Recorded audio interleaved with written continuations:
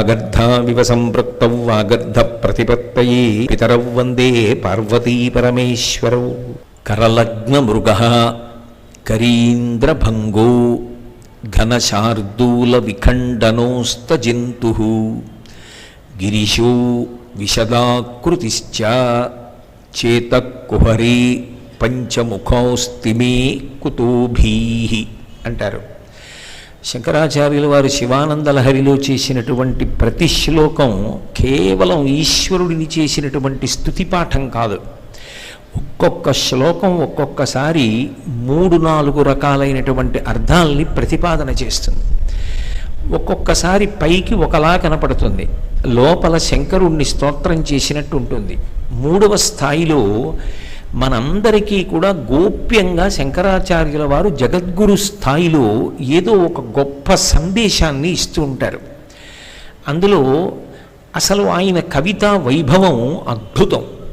అందుకే శంకర భగవత్పాదుల గురించి కొంత పరిచయం ఉన్నవారు, శంకరుల యొక్క వాంగ్మయాన్ని పట్టుకున్నటువంటి పెద్దలు ఒక మాట అంటూ ఉంటారు. పొదుపరి అయినటువంటి ఇల్లాలు భర్త యొక్క ఆర్జనతో సంబంధం లేకుండా ఎంత తక్కువ ఆర్జనపరుడైనప్పటికీ కూడా ఉన్న ద్రవ్యంతో ఎంతో రుచికరమైనటువంటి వంట తయారు చేసినట్టుగా శంకరాచార్యుల వారు అక్షరాల్ని అంత పొదుపుగా వాడతారు. ఆయనకి కవిత్వం చెయ్యగలిగిన శక్తి ఉన్నది అని విచ్చలవిడిగా అక్షరములను వాడరు. అందుకే శంకరులు ఒక శ్లోకం చేస్తే అందులో ఒక అక్షరాన్ని తీసి వేరొక అక్షరాన్ని ప్రత్యామ్నాయంగా కూర్చడం ఎవరికీ సాధ్యం కాదు. అంత అద్భుతమైనటువంటి కవిత్వం చేస్తారు. అటువంటి మకుటాయమానమైనటువంటి శ్లోకాల్లో అందరూ తెలుసుకుని తీరవలసినటువంటి అద్భుతమైన విషయములను ప్రతిపాదించినటువంటి శ్లోకాలలో ఒకటిగా పరిగణింపబడేటటువంటి శ్లోకం, ఎంతటి భయం కలిగినటువంటి స్థితిలోనైనా జ్ఞాపకం తెచ్చుకొని ఊరట పొందడానికి అవకాశం ఇవ్వగలిగినటువంటి శ్లోకం, శంకరాచార్యుల వారి చేత జాతికంతటికీ బహూకరింపబడినటువంటి శ్లోకం ఈ శ్లోకం. అందులో శంకరులు అంటారు, కరలగ్న మృగః. ఆయన ఒక విషయాన్ని ప్రతిపాదిస్తున్నారు. అందులో పంచముఖోస్తి మే కుతోభీః అన్నారు. కుతోభీః అంటే ప్రశ్న, నాకు భయము లేదు కాదు. కుతోభీః, నాకు భయం ఎందుకు? ప్రశ్న వెయ్యడానికి, విషయాన్ని ప్రతిపాదించడానికి చాలా తేడా ఉంటుంది. నాకేం భయం లేదండి అన్నారనుకోండి, అంటే భయం వేసే అవకాశం కూడా ఉండొచ్చు. నాకు భయం ఎందుకు అన్నారనుకోండి, అసలు భయపడే అవకాశమే లేదని. అదే నాకు భయం ఎందుకండి మా ఇంట్లో ఉండడానికి అన్నారనుకోండి, ఎట్టి పరిస్థితుల్లోనూ ఆయన ఏం భయపట్టలేదు అక్కడ ఉండడానికి అని గుర్తు. ఒక్కొక్క శ్లోకంలో చమత్కారం ఏమిటంటే ఆయన ప్రశ్న వేసి పూర్తి చేస్తారు. ఆయన చేతకుహరే పంచముఖోస్తి మే కుతోభీః. ఒక సింహం ఒకటి ఉంది, ఆ సింహం గుహ దగ్గర పడుకుంది, ఇంకా భయపడవలసిన అవసరం ఏమిటి అని ప్రశ్న వేసి శ్లోకాన్ని పూర్తి చేశారు. పంచముఖోస్తి మే కుతోభీః అన్నప్పుడు పంచాస్యము అంటే సింహము. సింహము సాధారణంగా పర్వత గుహలలో పడుకుంటుంది. ఒక సింహం ఆ గుహ దగ్గర పడుకుని ఉంది. ఇప్పుడు అది పడుకుని ఉంటే అసలు నేను భయపడవలసిన అవసరం ఏమిటి అని అడుగుతున్నారు శంకరాచార్యులు వారు. ఆయన వేసిన ప్రశ్న జాగ్రత్తగా పట్టుకోవాలి. ఎందుకంటే సమస్త ప్రాణుల యొక్క అవసరములు మారిపోతాయి. యథార్థంగా చెప్పాలి అంటే అన్ని ప్రాణులలోకి అవసరములు ఎక్కువగా ఉండే ప్రాణి ఎవరు అంటే మనుష్యుడు. మిగిలిన ప్రాణులకు మనుష్యుడితో పోలిస్తే అన్ని అవసరాలు ఉండవు. మనుష్యుడు ఉన్నాడనుకోండి, బట్ట కట్టుకోవాలి, ఓ ఇల్లు కొనుక్కుంటాడు, లేదా అద్దిల్లన్నా ఉండాలి, ఏదో కొంత డబ్బు ఉండాలి, పిల్లల్ని పెంచి పెద్ద చెయ్యాలి, ఇవాళ తినడం కాదు రేపటికి కూడా ఇంట్లో వస్తు సామాగ్రి ఉండాలి, ఏదో అలంకారం చేసుకోవాలి, ఇంట్లో కొన్ని వస్తువులు ఉండాలి. కానీ జంతువులు ఉన్నాయనుకోండి, అసలు వాటికి అవసరాలు ఏవి? అవి బట్ట కట్టుకోక్కర్లేదు, అవి ఆకలి వేసినప్పుడే ఆహారం గురించి ఆలోచిస్తాయి తప్ప దాని కడుపు నిండిపోయింది అనుకోండి, మళ్ళీ ఆకలి వేసినప్పుడు ఆ ప్రశ్న లేదు, దానికి రేపటికి ఆలోచన లేదు. బిడ్డల్ని పొందిందనుకోండి, ఆ బిడ్డలని ఎంతకాలం పెంచుతుంది అంటే తనంత తాను ఆహార సముపార్జనం చెయ్యగలిగినంత వరకే పెంచుతుంది.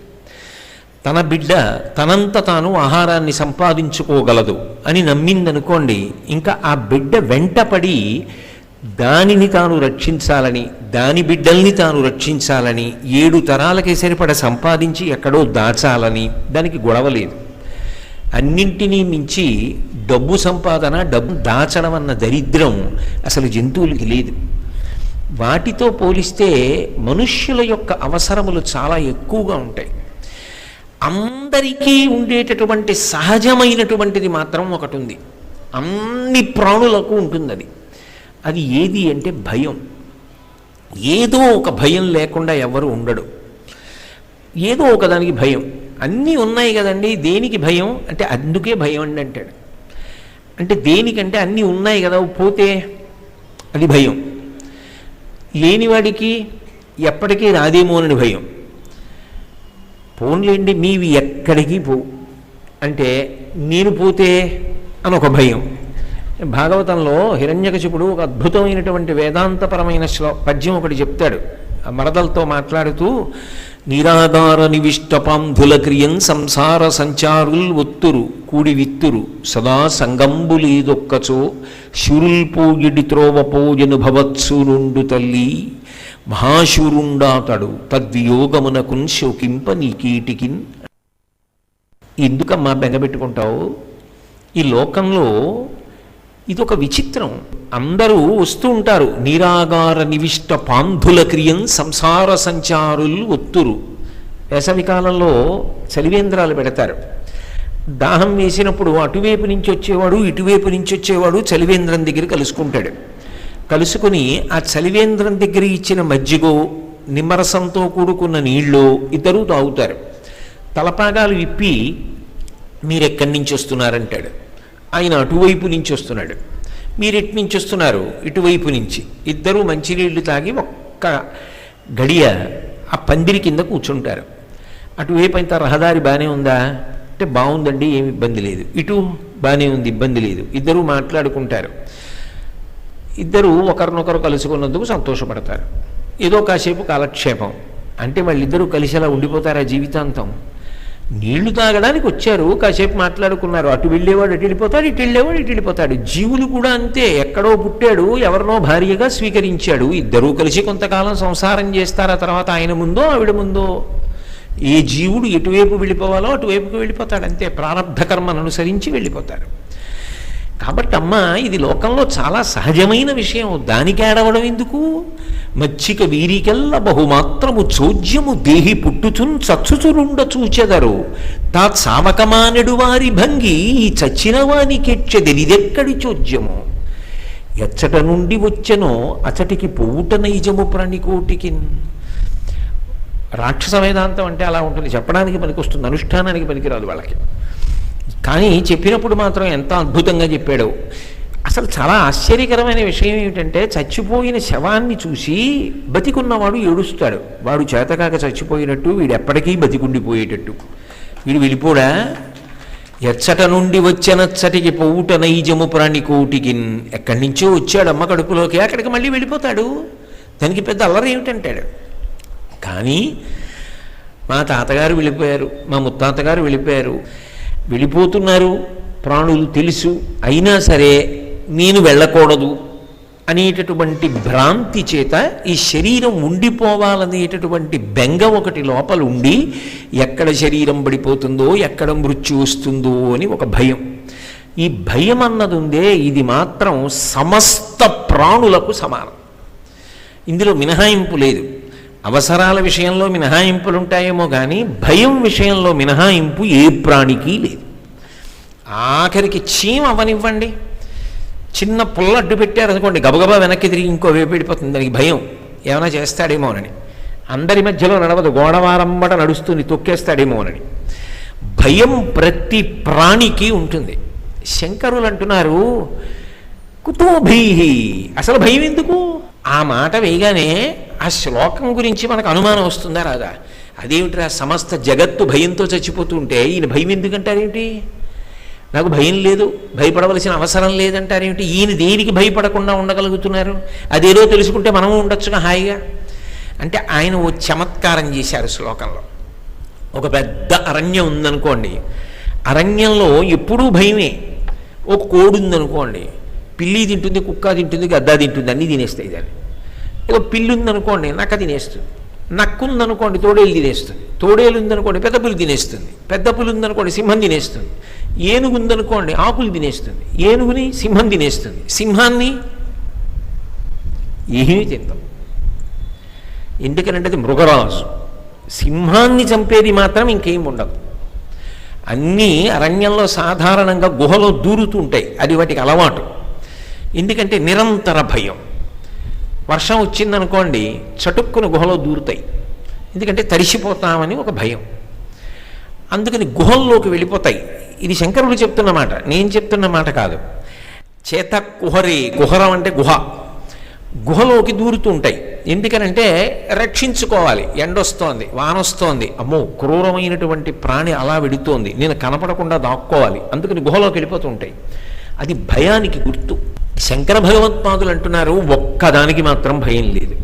ఏ ఒక్కదానికి భయం లేదు అంటే కరలగ్న మృగ, ఒక సింహం ఒకటి ఉంది, అది ఒక పంజాతో పట్టుకుంది. దాని పంజాకి విపరీతమైనటువంటి బలం.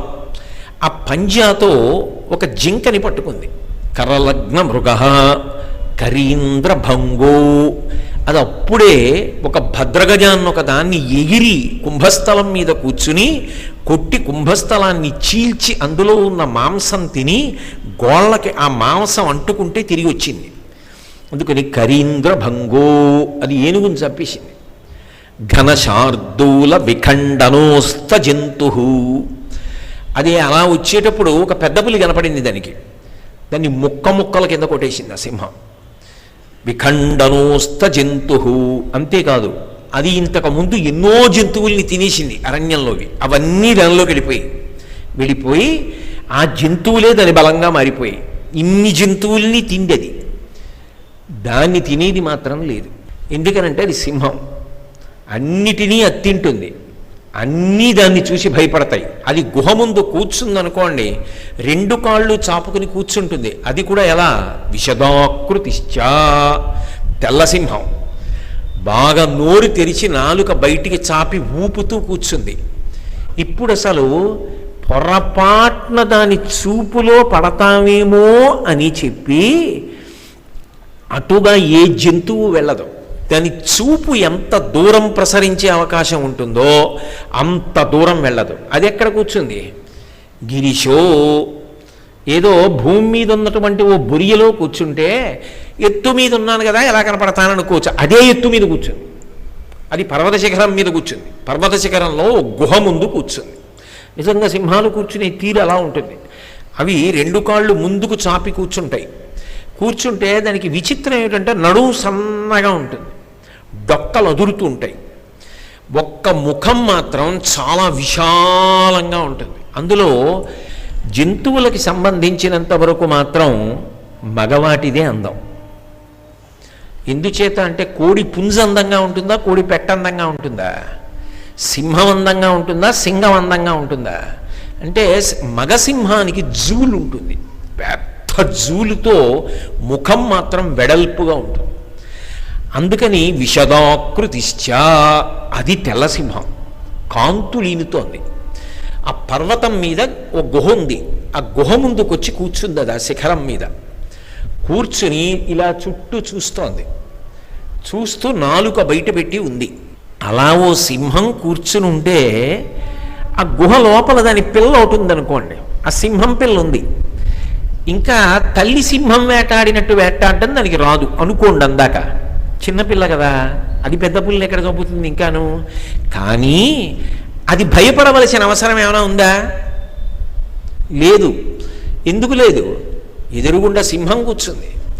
సింహం కూర్చుంటే రావడం కాదు, అసలు దాని చూపులో పడతామేమోనని అది లేచి వెళ్ళిపోయిందనేంత వరకు అరణ్యంలో ఏ మృగం తిరగదిహ, దాని కంట్లో పడదు. అది ఉన్నది, ఏవి రావు. అప్పుడు ఆ గుహలో వెనకాతల ఉన్నదానికి ఎంత ధైర్యం, సింహం పిల్లకి నక్కుంటే ప్రమాదం. సింహం పిల్ల ఉందనుకోండి, దానికి ఎంత ధైర్యం. సింహం అక్కడ ఉంది, ఇంకా నాకేం భయం, ఇంకేం వస్తుంది, ఏం రాదు, నేను సింహాన్నే, అది సింహం, నేను సింహం పిల్ల, నేను సింహాన్నే అయిపోతాను. కాబట్టి అది ఏమీ నన్నేం చెయ్యవు, అంత ధైర్యంగా ఉన్నది. ఇది పై అర్థం ఆ శ్లోకానికి. కరలగ్న మృగ కరీంద్ర భంగో ఘనశార్దూల విఖండనోస్త జంతు గిరిశో విశదాకృతిశ్చ చేతకుహరే పంచముఖోస్తిమే కుతోభీ. ఈ శ్లోకాన్నంతటినీ ఇప్పుడు నేను చెప్పినప్పుడు ఒకలా అన్వయమైంది. ఒక్క మాట శ్లోకంలో ఉన్న కారణం చేత ఈ శ్లోకం అర్థమంతా ఇంకోలా మారిపోతుంది. చేతకుహరే, ఎత్తైన చోట ఉన్నది, గుహలో ఉన్నది, కానీ అది హృదయ గుహయందు ఉన్నది, చిత్తమన్న గుహలో ఉన్నది. అంటే ఇక్కడ గుహలో ఉంది. ఇప్పుడు ఇక్కడ గుహలో సింహం దూరదుగా. ఈ చిత్తమన్న గుహలోకి సింహం ఎలా వచ్చి కూర్చుంటుంది? ఇప్పుడు జాగ్రత్తగా మళ్ళీ తిప్పి శ్లోకాన్ని చదవండి. కరలగ్న మృగ, చేతిలో ఎప్పుడు ఒక లేడిని పట్టుకుని ఉంటాడు శంకరుడు. ధవళవపుషమిందోర్ మండలే సన్నివిష్టం భుజగవలయహారం భస్మదిగ్ధాంగమీశం మృగయ పరశుపాణిం చారుచంద్రార్ధమౌళిం హృదయ కమల మధ్యే సంతతం చింతయామి అని ప్రార్థనా శ్లోకం. హృదయ కమల మధ్యే, ఇక్కడ నేను ప్రార్థన చేస్తున్నాను, ఇక్కడ చూస్తున్నాను ఆయన్ని. ఆయన ఏం చేస్తూ ఉంటాడంటే చేతిలో జింకని పట్టుకుంటాడు. మీరు ఎప్పుడైనా శంకరుడి యొక్క ఉత్సవమూర్తిని చూస్తే ఆయన చేతిలో జింక ఉంటుంది. కరలగ్న మృగ, చేతిలో జింకని పట్టుకున్నవాడు ఉన్నాడు. కరీంద్ర భంగో, ఏనుగులలో కల్లా చాలా గొప్ప ఏనుగుని చంపేశాడు. ఏదా ఏనుగు? గజాసురుడు. గజాసురుణ్ణి సంహారం చేశాడు. కరీంద్ర భంగో ఘనశార్దూల విఖండన, బ్రహ్మాండమైనటువంటి పెద్ద పులిని చంపాడు. ఒక చోట వ్యాఘ్రీశ్వరము అని దేవాలయం ఉంది గోదావరి జిల్లాలో. అక్కడ శివుని యొక్క అనుగ్రహం చేత ఒక పులి మరణించి అక్కడ శివలింగం వచ్చింది. వ్యాఘ్రీశ్వరం అని దేవాలయం ఇప్పటికీ కూడా. కాబట్టి వ్యాఘ్రాసురుడన్న రాక్షసుణ్ణి సంహరించాడు ఒకప్పుడు. కాబట్టి ఘనశార్దూల విఖండన అస్తజంతు, పశుపతి అని ఒక పేరుంది. సమస్త ప్రాణులను పశువులు అంటారు. ఎందుకంటే జన్మ కర్మపాశముల చేత కట్టబడి ఉంటారు కాబట్టి. మహాప్రళయమునందు ఈ ప్రాణులన్నింటినీ తనలోకి తీసేసుకునేటటువంటి లక్షణం ఉన్నవాడు కాబట్టి ఘనశార్దూల విఖండనోస్త జంతు. అటువంటి శంకరుడు ఎక్కడున్నాడు? చేతకుహరే, ఇక్కడే కూర్చుని ఉన్నాడు, నా హృదయ గుహలో ఉన్నాడు ఆ శివుడు. చేతకుహరే పంచముఖోస్తిమే కుతోభీ, నా హృదయ గుహలో ఉన్నాడు, మీ హృదయ గుహలో ఉన్నాడు. ఇంకా భయం ఎందుకు? అయితే మీరు ఇక్కడ నన్ను మాట అడగచ్చు, ఏమండి పంచముఖోస్తిమే అన్నప్పుడు పంచాస్యము అంటే సింహము, మరి శివుడికి ఎలా అన్వయం అవుతుంది ఆ మాట అని. పంచపాత్ర అంటుంటారు పూజలో, ఇంట్లో పంచపాత్ర పట్ర అంటారు. పంచపాత్ర అంటే అందులో 5 పాత్రలు ఉన్నాయా? దానికి పంచపాత్ర అని పేరు ఎందుకు వచ్చింది అంటే ముఖభాగము విశాలముగా ఉండి మధ్యలో సన్నగా ఉంటుంది. మధ్యలో సన్నగా ఉండి ముఖము విశాలముగా ఉన్నదాన్ని పంచపాత్ర అని పిలుస్తారు. పంచముఖోస్తిమే కుతోభీ, సింహానికి ముఖభాగం బాగా పెద్దదిగా ఉంటుంది. శంకరుడికి పంచముఖములు ఉన్నాయి, 5 తలకాయలు ఉన్నాయి ఆయనకి. సద్యోజాత అఘోర తత్పురుష వామదేవ ఈశానములని 5 తలలు. కాబట్టి 5 తలలు కలిగినటువంటి శంకరుడు ఇక్కడే కూర్చుని ఉన్నాడు. ఇంకా నాకెందుకు భయం? ఆ గుహలో నేనెవరు? ఆయన బిడ్డణ్ణి. ఆయన బిడ్డణ్ణి నేను హృదయ గుహ కలిగి నేను ఉండగా, ఆ గుహ ముందు శంకరుడు కూర్చుని ఉండగా నన్నెవరు చనకుతారు? నేనెందుకు భయపడ్డాం? అసలు నాకు భయపడవలసిన అవసరం ఏముంది? సమస్త ప్రాణులు భయపడవచ్చుగాక, నాకు భయం లేదు. ఎందుకు లేదు అంటే నా హృదయ గుహ యందు సింహము కూర్చుంది. ఆ సింహం ఎవరో కాదు, శంకరుడి. అది 2వ అర్థం. 3వ అర్థంలోకి వెళ్ళేటప్పటికీ శంకరులు ఏదో సందేశాన్ని అందులో నిక్షిప్తం చేస్తున్నారు. అంత తేలికగా శంకరాచార్యులు వారు శ్లోకాన్ని వర్ణించి ఇవ్వరు. రెండో స్థాయిలో చూసేటప్పటికి అది స్తుతి పాఠమైంది. మూడవ స్థాయిలో దాన్ని పరిశీలనం చేస్తే కరలగ్న మృగ, ఆయన చేతిలో ఒక లేడి ఉంటుంది, లేడో జింకో, అది చనిపోయినది కాదు, ఏదో చచ్చిపోయిన లేడినో చచ్చిపోయిన జింకనో పట్టుకోడు, అది బతికుంటుంది. కానీ చిత్రం ఏమిటో తెలుసా, సాధారణంగా లేడి కానీ జింక కానీ అపారమైన వేగంతో పరిగెడతాయి, చంచలత్వం ఎక్కువ, చాలా ఎక్కువగా కదిలిపోతాయి, అన్నిటికన్నా భయం ఎక్కువ, భీతహరిణము అంటారు. భయపడడానికి ఎక్కువ లక్షణం ఎవరికి ఉంటుంది అంటే ఈ లేడికి జింకకి ఉంటుంది, అందుకే భీతహరిణం అంటారు. అలా భయపడే లక్షణం దాంట్లో బాగా ఎక్కడ కనపడుతూ ఉంటుందంటే కళ్ళల్లో కనపడుతూ ఉంటుంది. భయము కానీ ఇతర రసములు కానీ శరీరంలో ఏ అవయవముల వలన కూడా ప్రస్ఫుటము అయ్యే అవకాశం ఉండదు. అన్ని రసములు దేనిలోంచి ప్రస్ఫుటమవుతాయంటే కన్నులలోంచి తెలుస్తాయి. సంతోషంగా ఉన్నా కళ్ళు చెప్తాయి, బాధగా ఉన్నా కళ్ళు చెప్తాయి, ఆశ్చర్యంతో ఉన్నా కళ్ళు చెప్తాయి, రౌద్రంతో ఉన్నా కళ్ళు చెప్తాయి, బీభత్సంతో ఉన్నా కళ్ళు చెప్తాయి, హాస్యంతో ఉన్నా కళ్ళు చెప్తాయి. అందుకే సౌందర్యలహరి చేసినప్పుడు శంకరాచార్యుల వారు అమ్మవారి నవరసాలు ఆవిష్కరణ చెయ్యవలసి వస్తే కళ్ళడ్డు పెట్టి చెప్పారు. శివే శృంగారార్ధ్రా తదితరజనే కుత్సనపర సరోషా గంగాయాం గిరిశచరితే విస్మయవతి హరాహిభ్యో భీతా సరసిరుహ సౌభాగ్యజననీం సఖీషు స్మేరా తే మయి జనని దృష్టి సకరుణా అని 9 రసాలు కన్నులలోంచి అభివ్యక్తమవుతాయి. లేడికి విపరీతమైన భయం, అందుకే దాని కళ్ళల్లో ఎప్పుడు భయం కనపడుతుంటుంది. ఎవరు పట్టుకుంటారో, ఏమైపోతానో. భయం ఏమిటి అన్న దగ్గర కదా శ్లోకం పూర్తవుతోంది. అందుకని భయం ఉన్న ప్రాణితో మొదలుపెట్టారు. అసలే లేడి సహజంగా భయం, దాన్ని పట్టుకున్నాడు, గట్టిగా పట్టుకున్నాడు. ఇప్పుడు కాళ్ళు 4 దగ్గర చేసి అది గిలగిల కొట్టుకుని ఎప్పుడు జారిపోయి పారిపోదామా అని భయపడిపోయి అటు ఇటు ముఖం కదిలిపోతూ ఉండాలా వద్దా? అలా ఉండదు శివుడి చేతిలో ఉన్న లేడి.